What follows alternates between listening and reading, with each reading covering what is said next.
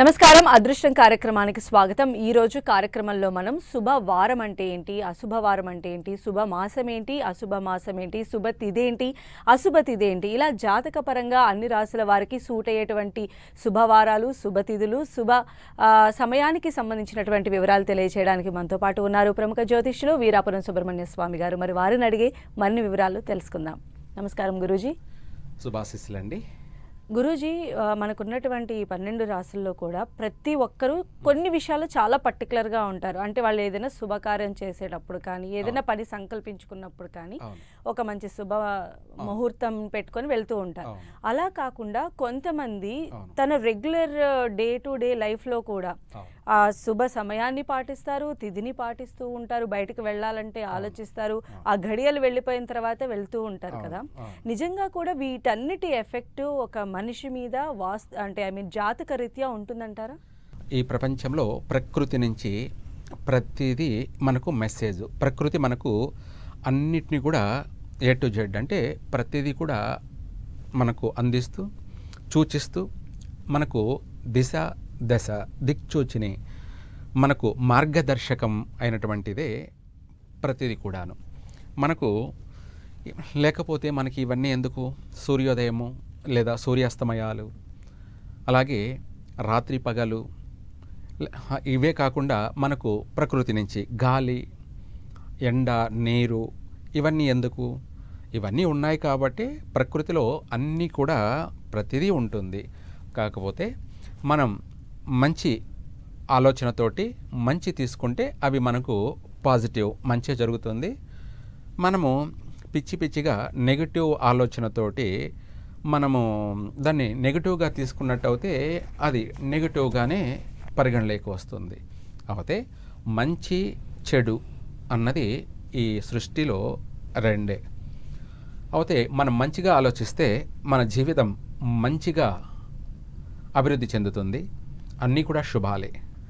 అలాగే మనము చెడుగా ఆలోచిస్తే ప్రతిదీ కూడాను పెను ప్రమాదమే, అనగా తీరని నష్టము, అలాగే ప్రతిదీ కూడా ఆటంకమే.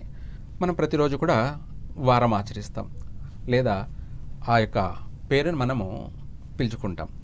ఈరోజు మనకి ఎగ్జాంపుల్గా ఆదివారం అంటే సూర్యోదయం నుంచి ఆయన సంచారం 24 గంటల వరకు జరుగుతుంది కాబట్టి ఈ రోజున ఆదివారము అని మనము పిలువబడతాం. అలాగే మనకు వారము ఎలా తెలిసింది?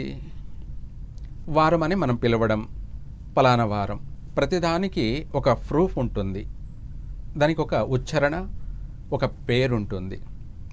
అలాగే మనకు మాసం కానీ తిథి కానీ ప్రతిదీ కూడా ఉంటుంది. అందులో మనకు కలిసి వచ్చేది ఏది, కలిసి రానిది ఏవి అన్నది ప్రతిదీ కూడా మనం పాటించి మనం బాగుండడం కోసం మన యొక్క పర్సనల్ జీవితం, మన కుటుంబం చక్కగా సర్వకార్య సిద్ధిరస్తు అంటే అన్నింటా మనము చక్కగా అభివృద్ధి చెందడం కోసమే ఇవన్నీ కూడా మనకు ఒక మార్గాన్ని సూచిస్తాయి, దిశలను కూడా నిర్దేశిస్తాయి. అలాగే కష్టం నుంచి తప్పించుకు తిరుగుబాటు దన్నేడు సుమి అని కష్టపడకుండా సుఖంగా జీవించడానికి కూడా మనకు ఇది ఒక హెల్ప్ చేస్తుంది. అయితే గురువు గారు, మనకున్నటువంటి 12 రాశుల్లో ఇప్పుడు ఒక్కొక్క రాశికి సంబంధించి మీరు వివరాలు అందిస్తారా? ఎందుకంటే ఆ రాశికి సంబంధించినటువంటి వారు పర్టికులర్ గా తెలుసుకోవాల్సినటువంటి విషయం కాబట్టి మనం చెప్పుకుంటూ ఉన్నాము. అయితే ఇప్పుడు ఏమిటంటే మనం చెప్పబోయేటువంటి రాశి తులారాశి. తులారాశి వారికి ఏ మాసం? గాతు మాసం. మనకు అలాగే మాసాలలోకి తులారాశి వారికి వచ్చేటప్పటికి ఈ యొక్క నెల ఫిబ్రవరి నెల అంటే మాఘమాసంలో ముఖ్యమైనటువంటి పనులు చేయకూడదు. తులారాశి వారు మాఘమాసం మంచి మాసమే కానీ సెట్ కాదు. ఈ రాశి వారికి ముఖ్యమైన పనులు చేయడం పనికిరాదు. అలాగే ముఖ్యమైన పనులు అంటే వివాహాలు కానీ, మాఘమాసంలో వివాహాలు, ప్రతి కార్యక్రమాలు, శుభ కార్యక్రమాలన్నీ కూడా చేసుకోవచ్చు. కానీ ఈ రాశి వారికి, తులారాశి వారికి మాత్రమే మాఘమాసం ఘాతుమాసము. అలాగే మాసాలలో తులారాశి వారికి మాఘమాసం ముఖ్యమైనటువంటి పనులు చేయకూడదు. చిన్న చిన్న కార్యక్రమాలన్నీ కూడా చేసుకోవచ్చు. తదుపరి ఏంటంటే ఘాతు తిథులు. ఈ యొక్క తులారాశి వారికి ఘాతు తిథుల్లోకి వచ్చేటప్పటికి చవితి, అలాగే నవమి, చతుర్దశి ఈ తిథులందు కూడా తులారాశి వారు ముఖ్యమైన పనులు చేయకూడదు. మనకు మాసంలోకి వచ్చేటప్పటికి 2 పక్షాలు ఉంటాయి. 2 పక్షాలలో కూడా అమావాస్య అయిపోయిన తర్వాత చవితి 4వ రోజు, నవమి 9వ రోజు, చతుర్దశి 14వ రోజు. పౌర్ణానికి ముందు ఈ 3 రోజులు ముఖ్యమైన పనులు చేయకూడదు. తర్వాత తదుపరి మనకు పౌర్ణమి అయిపోయిన తర్వాత కూడా బహుళ పక్షము, కృష్ణపక్షము అంటారు. ఆ 15 రోజుల్లో వచ్చేటువంటి పౌర్ణమి వెళ్ళిపోయినాక చవితి, తర్వాత నవమి, చతుర్దశి ఈ యొక్క తిథులందు కూడా ముఖ్యమైన పనులు చేయకూడదు. అనగా మాసంలో అంటే ఒక నెలలోకి వచ్చేటప్పటికి 6 రోజులు ముఖ్యమైనటువంటి పనులు చేయరాదు. ఈ యొక్క తులారాశి వారికి ఈ తిథులందు ముఖ్యమైన పనులంటే మనం వాహనం కొనడం కానీ, గృహప్రవేశం చేయడం కానీ, లేదంటే మన గృహ ఆరంభం అంటే శంకుస్థాపనలు ఇటువంటి కానీ, లేదా వాహన ప్రారంభం, లేదా వాహనం కొనడం కానీ, ఇవే కాకుండా పెళ్లి చూపులు వెళ్ళడం కానీ, లేదంటే పెళ్లి చేసుకోవడం కానీ ఈ తిథులందు కూడా పనికిరాదు. ముఖ్యమైనటువంటి విషయాలు తప్పకుండా ఆచరించాలి. చిన్న చిన్న విషయాలంటే మనం పాటించనక్కర్లేదు. తదుపరి తులారాశి వారికి ముఖ్యమైన సమయం ఏదన్నా ఉంటుందంటారా? వారికి కలిసి వచ్చేటువంటి శుభ సమయము, అశుభ సమయాలు కూడా ఉంటాయి. అది కూడా తెలియచేద్దాం ప్రతిదీ కూడా. అలాగే ఈ తులారాశి వారికి మీరు అడిగినట్టు శుభ సమయము, అలాగే అశుభ సమయము, ఇది మనము గుడ్ టైమా బ్యాడ్ టైమా అని చెప్పుకుంటుంటాము. తెలుగులోకి వచ్చేటప్పటికి ఈ టైం అనేది లగ్నం. తులారాశి వారికి కన్యా లగ్నం అనే ఈ కన్యా లగ్నం అనే ముహూర్తం అనేది అశుభ సమయం. మిగతా లగ్నాలన్నీ కూడా మిగతా ముహూర్తాలన్నీ కూడా శుభ సమయాలే. మనకు రోజుకు వచ్చేటప్పటికి 24 గంటలు 12 ముహూర్తాలే ఉంటాయి. ఆ 12 ముహూర్తాల్లో మనకు మేషలగ్నం, వృషభ లగ్నం, అలాగే మిథున లగ్నం, కర్కాటక లగ్నం, సింహ లగ్నం, కన్యా లగ్నం. ఇక్కడ కన్యా లగ్నం అనేది అశుభ సమయం అన్నమాట. ఈ అశుభ సమయంలో ముఖ్యమైనటువంటి పనులు అసలు చేయరాదు. ఏ పనైనా సరే మనము ఈ సమయంలో ప్రారంభించామంటే అది అర్ధాంతరంగా మధ్యలోనే ఆగిపోయే అవకాశం ఉంటుంది. మనము ఇల్లు కట్టాలనుకున్నాం, అలాగే శంకుస్థాపన లాంటిది, భూమి పూజ లాంటిది ప్రారంభం చేశాం. మన దగ్గర డబ్బులు ఉన్నా కూడా ఏదో ఒక కారణంగా ఆ పని మధ్యలోనే ఆగిపోతుంది. చేయలేకపోవడం, అడుగడుగున ఆటంకాలు ఎదురు కావడం, ఇలా మనకు తరచూ ఆటంకాలే ఎదురవుతూ ఉంటాయి. లేదు మనం పెళ్లి చూపులకి ప్రారంభం అంటే మొదటిసారిగా అబ్బాయి కానీ అమ్మాయి కానీ వివాహం చేయాలని చెప్పేసి పెళ్లి చూపులకు ఫస్ట్ టైంగా ప్రారంభం చూడడం, వెళ్ళడం అనేది ప్రయత్నం చేస్తారు.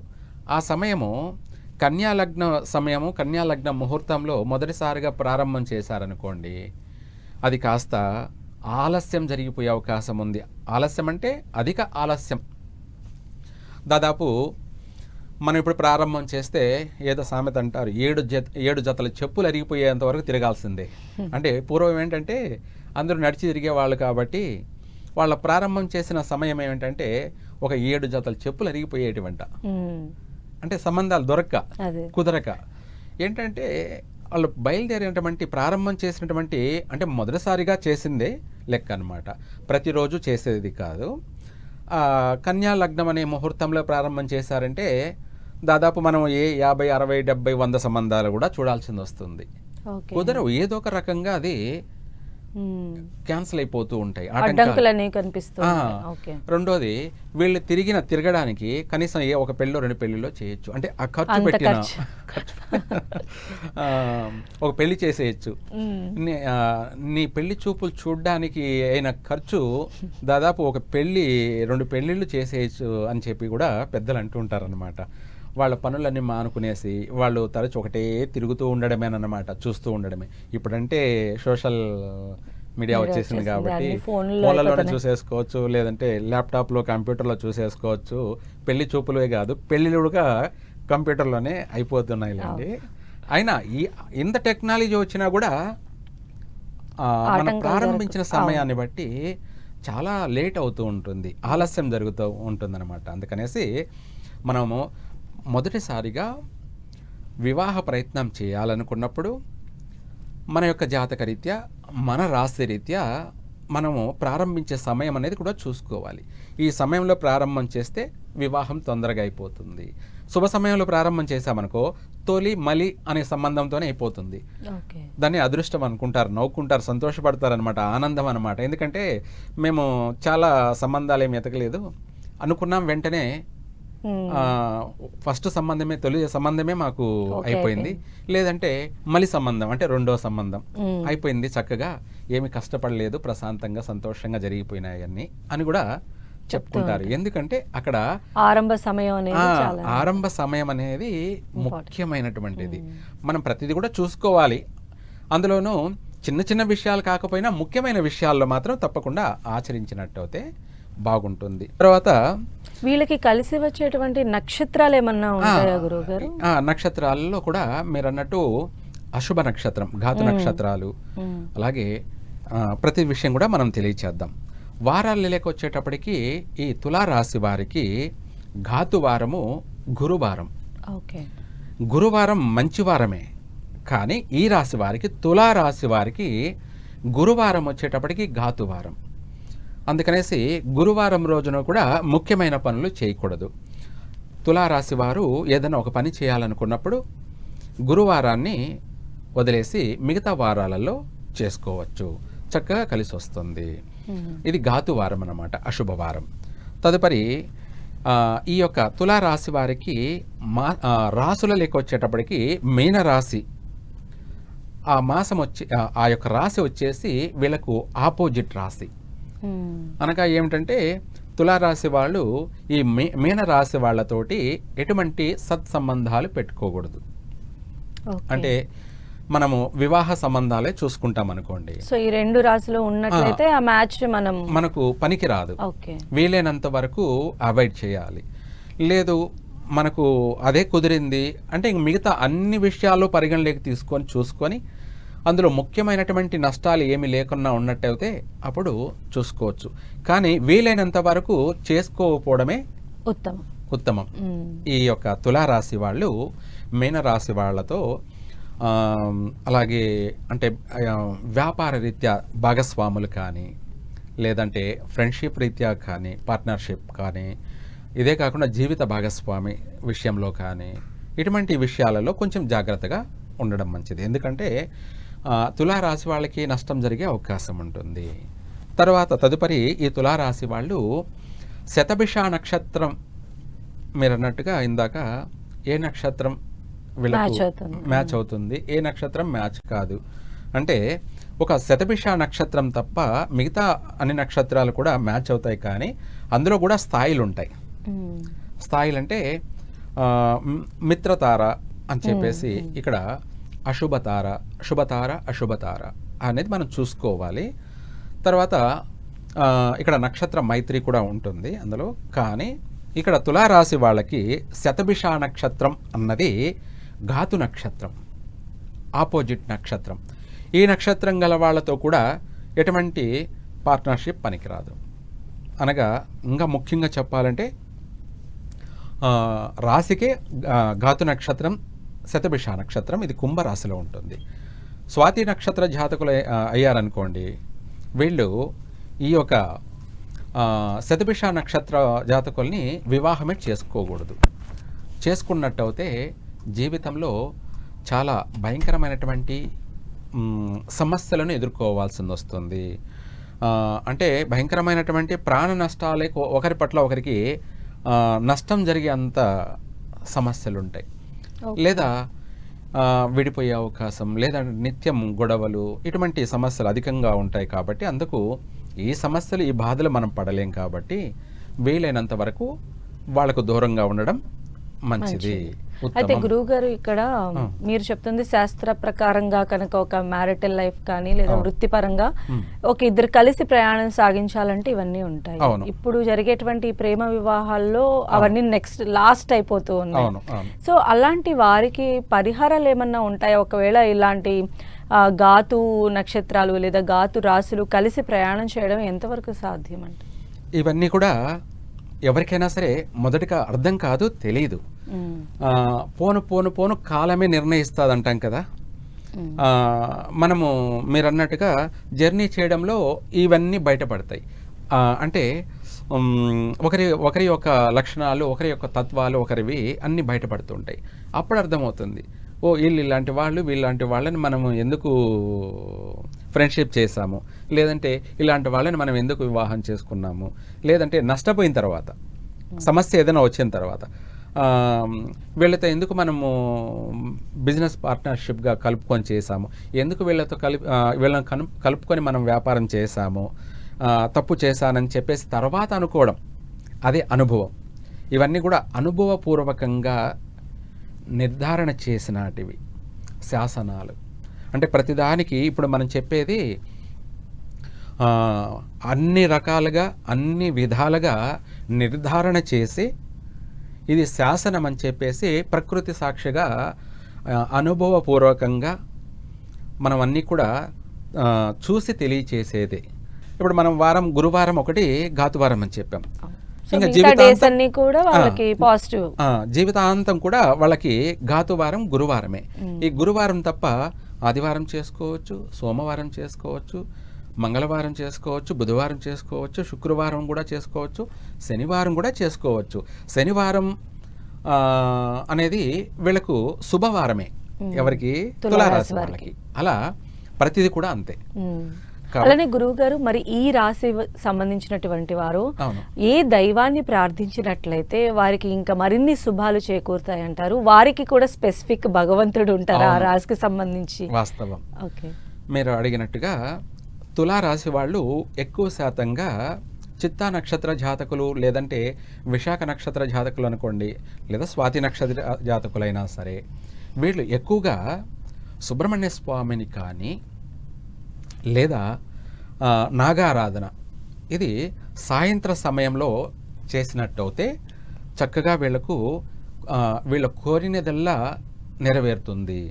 చక్కగా వీళ్లకు అన్నీ కూడా కలిసి వస్తాయి. అది కూడా సాయంత్ర సమయంలో మాత్రమే వీళ్ళు నాగారాధన అంటే నాగదేవతలను పూజించడం, లేదంటే సుబ్రహ్మణ్య స్వామిని ఆరాధించడం చక్కగా వీళ్లకు కలిసి వస్తుంది. విశేషంగా కూడా కలిసి వస్తుంది. అది కూడా మనకి ఏంటంటే వాళ్ళకు వారం పెట్టుకొని చేయడమా. ఇందాక మనం దేవుణ్ణి పూజించడానికి ఘాతు వారంతో సంబంధం లేదు. గురువారం అనేది ఈ విషయంలో అప్లికబుల్ కాదు. అవును, దేవుణ్ణి పూజించడానికి వారంతో అక్కర్లేదు. మళ్ళీ ఏదైనా ఒక ప్రత్యేకంగా వ్రతం చేయాలనుకున్నారనుకోండి, అప్పుడు గురువారం కాకుండా మిగిలిన రోజులు చేసుకోవచ్చు. అంటే ఇప్పుడు మనము సత్యనారాయణ వ్రతం చేయాలనుకున్నాం మాటకి, శుక్రవారం, శనివారం కూడా చేసుకోవచ్చు అనమాట. వాళ్ళకు కలిసే వస్తుంది. అంటే ఆ చేసిన వ్రత ఫలితం అనేది దక్కుతుంది. అదే గురువారం చేశారనుకోండి, ఆ వ్రతం యొక్క పూజా ఫలితం అనేది మనకు దక్కదు.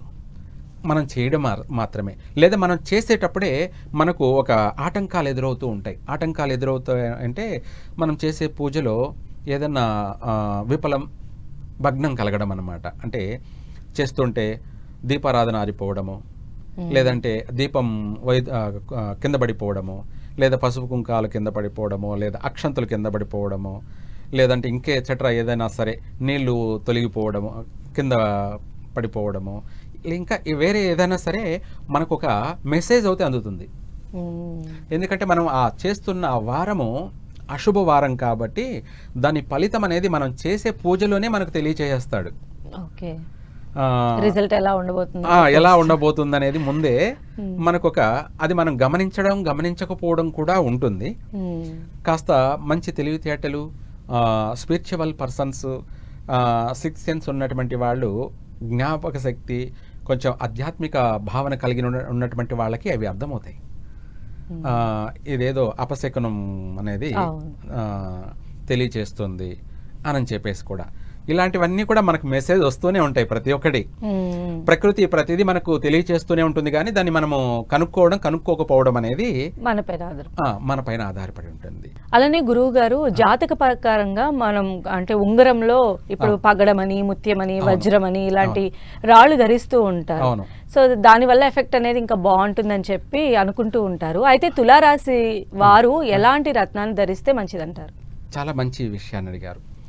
మనకు ఇందాక చెప్పుకున్నట్టుగా మనం మాసాలే కాదు, వారమే కాదు, ఇవి కాకుండా కూడా మనకు ఒక శక్తిని, ఒక పాజిటివ్ ఎనర్జీని, అలాగే మనకు జాతకరీత్యా మన యొక్క తలరాత, విధి రాత కొంతవరకు అభివృద్ధి దిశగా పయనం సాగించడానికి బాగా ఉపయోగపడేటువంటి రత్నాలు ఏంటంటే, ఇవి రత్నాలు, రాళ్ళు కాదు.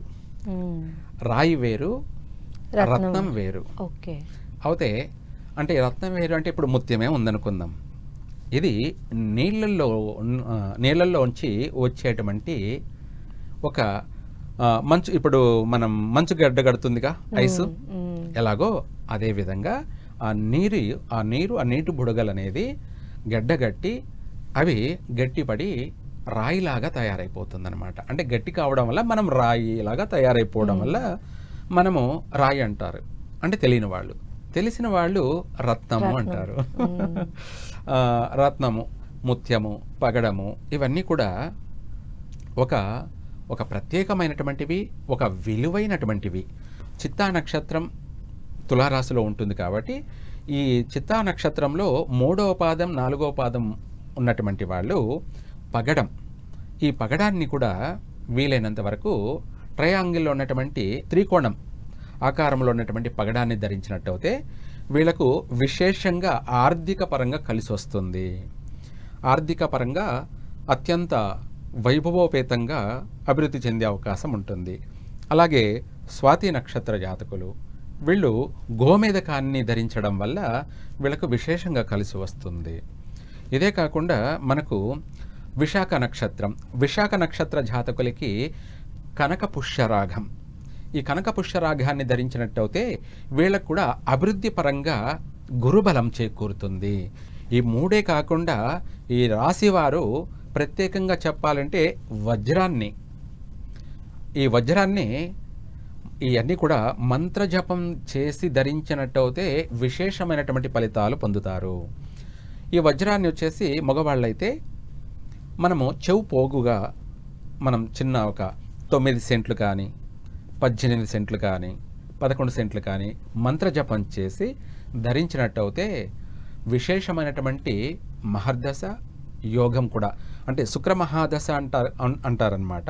శుక్రమహాదశ పట్టిందంటే ఇంకా చెప్పాల్సిన అవసరం లేదు, 3 పూల 6 కాయలే జీవితం. అలా మనకు అభివృద్ధి దశగా మనల్ని నడిపించేటువంటి ఒక శక్తివంతమైనటువంటి రత్నాలే ఇవి ధరించినట్టయితే మనకు వాటికి మంత్రజపం, అంటే మనకు ఏదైతే సమస్య ఉందో ఆ సమస్యకు సంబంధించి మంత్రజపాన్ని పఠించి ధరించినట్టయితే విశేషమైనటువంటి ఫలితాన్ని కలగచేస్తాయి. చక్కగా ప్రతి ఒక్కరు కూడా అభివృద్ధి చెందగలరు.